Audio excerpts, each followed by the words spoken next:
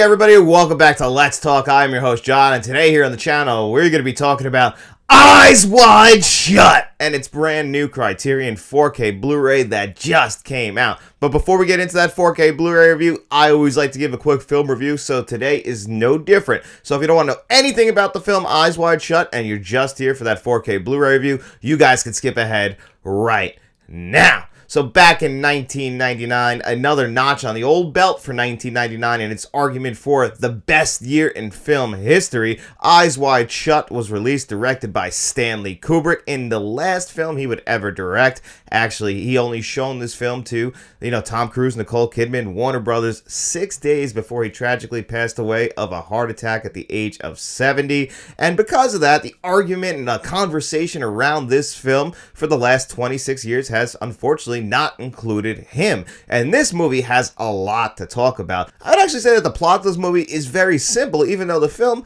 I still think, confuses a lot of people. It doesn't really confuse me. I kind of understand what's going on. Tom Cruise and Nicole Kidman, who are married in real life at the time, this is the third film they would ever appear in together after Days of Thunder and Far and Away, and then of course this movie right here. I think most people would think Eyes Wide Shut is the best of those three films. I still think Days of Thunder, but I'm a psychopath, so moving on and past that. They're a married couple. Tom Cruise plays a doctor, and they go to a Christmas party. And at this Christmas party, we see that Tom Cruise is getting a little bit flirty with some girls. Meanwhile, Nicole Kidman's over here dancing with some other guy, and they're getting really, really close. And my wife, who'd never seen this movie before, would be like, how would you feel about that? And I'm like, I probably feel a certain way, but over here, you see Tom Cruise kind of doing something very similar. So there appears to be a good amount of trust in this marriage. And when they get home, they're talking and everything, and of course, they smoke a little weed, and it's a movie, so when they smoke weed, it's a little bit over-exaggerated in my opinion, but, confessions start coming out, and Nicole Kidman reveals that she actually contemplated cheating on Tom Cruise with a Navy officer about a year ago, and this flips Tom Cruise's world upside down, because I think he felt like there was a level of trust that was always there, that, we can push ourselves a little bit, but we never went that far. And Nicole Kidman didn't go that far. She's actually being very upfront and honest with Tom Cruise here, but it's really hard for him to take this, and you could just see throughout the rest of the film that it's eating at his mind, and he cannot move past it. And he goes out because one of his friends passed away, and this sets him on this long one-night journey through New York City. And to me, it's kind of like a fucked up version of After Hours, and a more like it's in Tom Cruise's head more than the world's just kind of screwing around with him in the world of After Hours, but still taking place over the course of one night in New York City. Seems like Tom Cruise is just going to go out, but he ends up in some really crazy, ridiculous situations, including the very famous orgy situation. I'm using that as a quote from Always Sunny in Philadelphia, which spoofed that sequence, and the password for that one is just orgy, whereas this one, it's one of Beethoven's motifs or something like that. I don't remember exactly what it is off the top of my head, but, after Tom Cruise sees this guy, buddy of his, piano player, he decides, what? Fuck it, I'm just going to keep pushing myself, because he keeps pushing himself to all these crazy situations, and he just ends up in this orgy with a lot of, high-ranking people, and one of them, apparently, is Sidney Pollack, who is, Tom Cruise's friend in this movie. We see early in the movie, he helps him out when, a prostitute gets into some trouble. Well, of course, he would frequent one of these orgies, and it's so crazy seeing Sidney Pollack in this movie as an actor. I mean, this is the guy who directed Jeremiah Johnson, Tootsie, and then, of course, he directed Tom Cruise in The Firm, so it must be a surreal thing for Tom Cruise to be acting against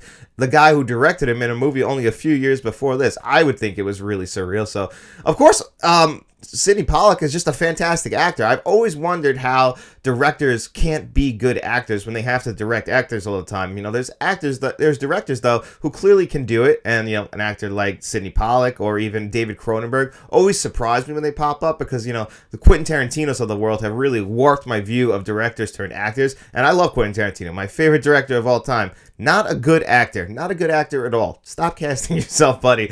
I would probably do the same thing, though. Who am I kidding? But they're back and forth about this whole entire thing that just happened is actually crazy, and it probably was crazier in 1999, but it's not as crazy now in 2025 in the world of Jeffrey Epstein and the Diddy parties. So we're not that surprised that these things were going on, but this was probably very surprising in 1999. And honestly, I thought it was it's pretty mild. Although I got to tell you a quick story. I was talking to a guy who I work with on my regular Joe job, and this guy has an accent, and he's told me many times that the reason he watches movies is mainly to watch, he's an older guy in his 60s. He likes what he likes to call some TNA, some tits and ass, and that's usually what he's watching movies for. So I knew he liked this movie. And all I said to him was, Raj, last night I watched one of your favorites, I assume, Eyes Wide Shut. He just smiles and looks at me. He's like, Nicole Kidman's ass, right? Very nice. And I was just like, yeah, Raj, I know. I just thought it was so funny, his reaction to because I knew it. I just knew he was a big fan. It's only because of that. I don't think he knows what the fuck is going on in this movie.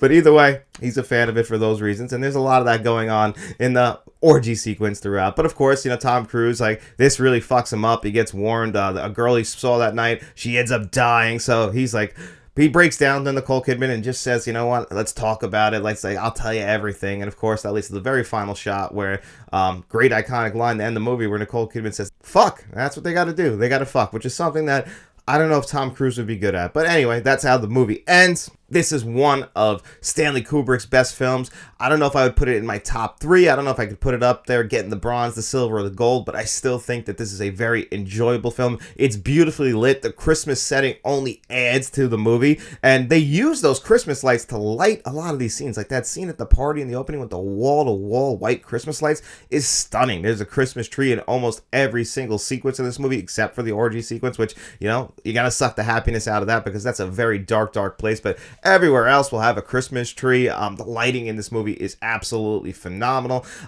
It's probably his second best looking film, only behind Barry Lyndon. And that's funny because the cinematographer Larry Smith actually started work with Stanley Kubrick on Barry Lyndon, so he learned so much building up to his opportunity to do this. And another thing that's always fascinated me with this movie is that it was actually filmed in Pinewood Studios in London, not in New York. So all that stuff in New York City is recreated for the film. Those are actual sets, except for some establishing shots. And then even some sequences where Tom Cruise is just walking down the street. It's just rear projected. All that movie making magic also adds to what this movie looks like. It gives it its own unique view, its own unique look, in my opinion, where New York City, which is a very, very busy city, almost feels like empty and dead and soulless, almost like what Nicole Kidman and Tom Cruise probably feel like at this moment in the film. For them, they're whatever's going on around them, they cannot get out of their head. At least Tom Cruise, he can't get out of his head what Nicole Kidman could have done to him. Even though she didn't, he cannot move past it. And some of those sequences of him acting punching his fist and everything like that. I don't know if that's not how I behave. I don't know if that's how most people behave, but it just seems like a little forced in those moments. But really, that's the only kind of complaints you can have for a movie like Eyes Wide Shut. This is one of Stanley Kubrick's masterpieces.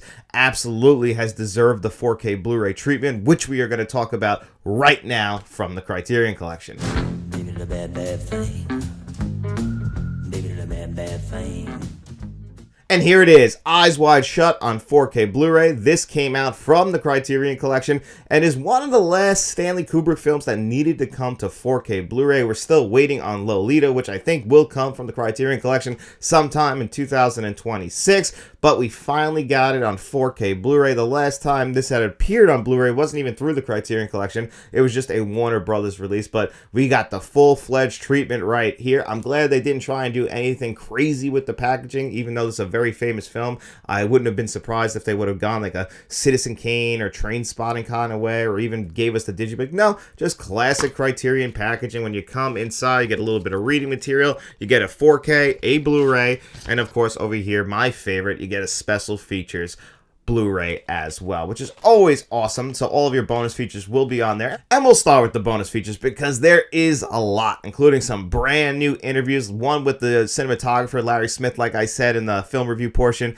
Absolutely phenomenal because, unfortunately, there's going to be nothing from Stanley Kubrick because, like I said, he passed away, unfortunately, 6 days after he showed this movie to Warner Brothers, so he can't give the stamp of approval to this 4K Blu-ray. That's why the cinematographer kind of gets the approved 4K credit on the front of the Criterion box, with the sticker, not director approved, because, unfortunately, if you can get Stanley's signature, come speak to me because I'd like to know how. So, unfortunately, you can't have that, but this is a guy who worked side by side with Stanley Kubrick, as he says in his interview. Stanley would call it all the time. He was the one who's really liked that ultra grainy look like we're going to talk about in a second. But it basically gives a whole background on his entire life, building up to this movie, how they shot this movie. I absolutely love that. There's a couple of other interviews as well, a small documentary, a bunch of little documentaries as well. Just a huge list of featurettes and bonus features. And I just feel like if you're somebody who's into that kind of stuff like I am, you could be there for a good amount of time after you just experience the movie that's over 2.5 hours long. And for me, that's just eating good in the neighborhood. So I absolutely love that. And I think you guys will too. And then, of course, what are you here for? The visuals and the audio. Well, you only have one audio option, whether it's on the Blu-ray or the 4K Blu-ray, and that is a DTS HD Master Audio 5.1, which is different from the previous audio track from what I understand. And it sounded great. I had almost no complaints about it. I thought it worked very well with the film. The score to this movie is absolutely beautiful. That piano, all the dialogue came in crisp and clear, so I really did appreciate the audio track. Obviously, more options would be nice. No other language is just nothing. It's just going to start on that. So, I would have liked a little bit more options, but still the audio track that is included is really good. Now, here's the tricky part. When we get into the visuals, first of all, you got HDR10 and Dolby Vision, but this is a very, very grainy 4K Blu-ray, and that means for a lot of people, that might be a turnoff.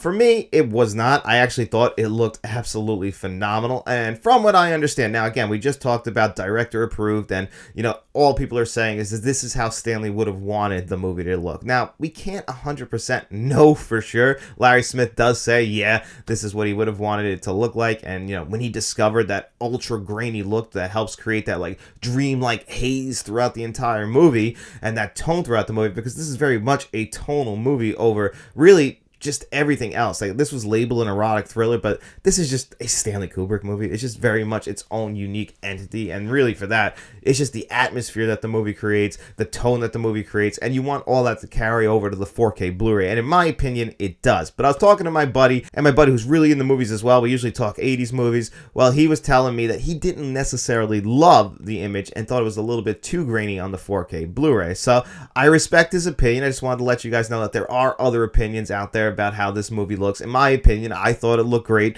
When I did check out the Blu-ray, though, the 1080p Blu-ray, which is just a downscaled version of this scan, I thought that might have looked a little bit too grainy, just because when I was checking it out on this TV right here, it can make the image just a little bit distorted in a way, and the 4K Blu-ray does not do that. Given the 4K is supposed to enhance everything, it really makes the grain dissolve in a much better way, and also you have the HDR and the Dolby Vision working with it, and I just don't think the Blu-ray looks as good as the 4K Blu-ray, in my opinion. Some people might prefer the Blu-ray look. Some people I know have already said that they prefer the old Blu-ray look. Now, for me, I think that the 4K Blu-ray is the best that this movie has ever looked. This will be the way I will be watching this movie in the future. It is a Christmas movie. It's not an every year Christmas movie for me. It's like maybe every 3 or 4 years, but either way, I'll be happy to walk over to my shelf and check out this version. Does it have some of the best visuals of 2025? Yeah, I would put it up there in like the top 10 best visuals of 2025, but I just watched Brazil on 4K Blu-ray, and I wouldn't say it's as good as that on 4K.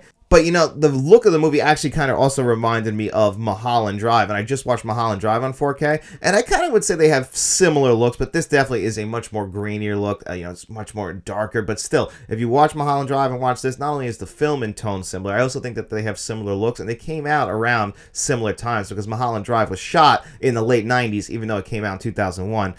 So very similar looks, probably similar film stock. That's another thing that the cinematographer is talking about, and I just think it gives this movie a very unique look, and I think it's going to come down to how do you feel about it personally. Me describing it might not be enough. That's why I tried to check it out on a bunch of different TVs. For me, I thought that the 4K Blu-ray looked really good visually. I thought that the audio was pretty damn good. I thought that the extras were phenomenal. The packaging is great. So overall, this is a great 4K Blu-ray release from the Criterion Collection. Not their best release of 2025, but still a damn good one. And if I was going to give this one a score of 1 to 10, I'm going to give Eyes Wide Shut on 4K Blu-ray a 9 out of 10. But anyway, guys, that's going to do it here for me on another episode of Let's Talk. I hope you guys enjoyed this review, and if you did, don't forget to hit that like button, hit that subscribe button, share this video if you could. We also have channel memberships, guys, so if you want to become a friend of the channel, a producer for the channel like John Doe Juggalo, Harvey Scott, and Ben Rondo, you can do that, or you can become a channel director like Nicholas Head, Frank from Frank's Media and Reviews, Uncle V, Kevin Kruger,